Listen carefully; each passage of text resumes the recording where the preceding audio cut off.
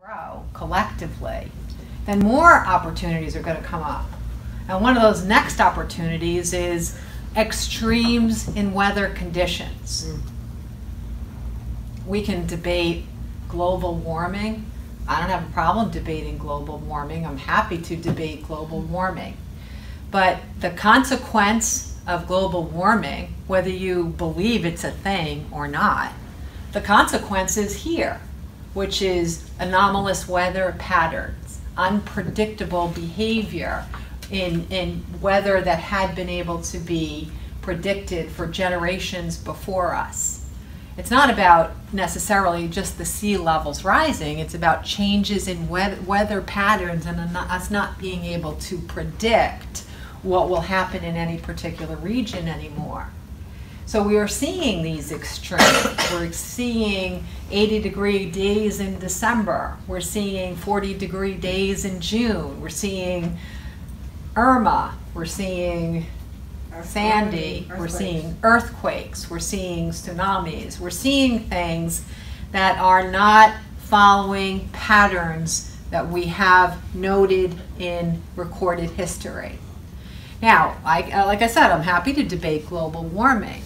But it's really essential when you're thinking about the canvas of reality that we paint, that we understand that our universe and our earth respond to consciousness.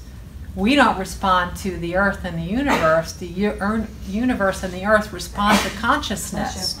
We are the creators of reality. So therefore, when we have a benefit of a thing called global warming to be created, we're the ones that created global warming. You can talk about cars, you can talk about emissions, you can talk about whatever you want, and they'll be the science or not, whatever you prefer to believe.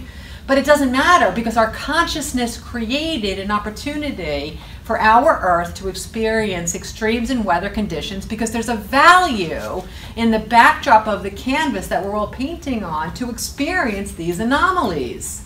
So it doesn't matter what we call it. It doesn't matter if it's global warming, if it's scientifically proving. It doesn't really matter because we created it.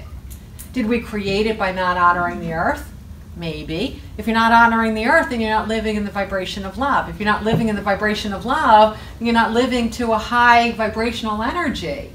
So it's still asking you to pay attention to something you haven't paid attention to.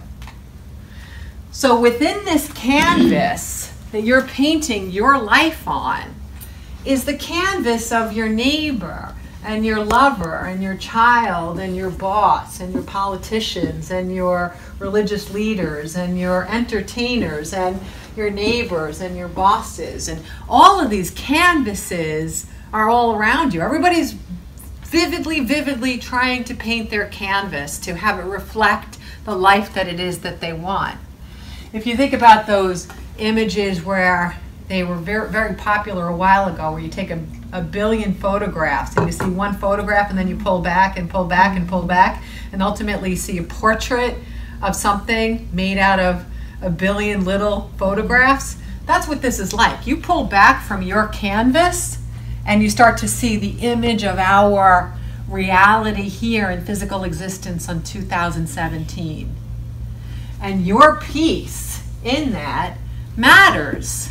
Energetically, that piece is significant. There's nothing about you that's insignificant because your canvas not only touches all the nearby canvases and every single person that comes into touch with you, but when your canvas reaches another person and has any influence, positive or negative, then the canvas of the person that you influenced is also influenced. And then every person that they touch is influenced by the influence of your influence on them. It's endless. So you are really significant. What you're thinking right now is on some level with a lot of degrees of separation, influencing a person who's sitting in China at this second. That's how significant you are. So in all of these